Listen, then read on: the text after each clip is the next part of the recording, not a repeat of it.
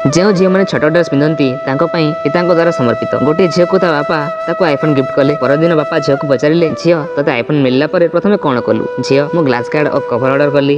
ବାପା, ତୋତେ ଏମିତି କରିବା ପାଇଁ କିଏ ବାଧ୍ୟ କଲା କି? ଝିଅ, ନାହିଁ, କେହି ବାଧ୍ୟ କରି ନାହିଁ।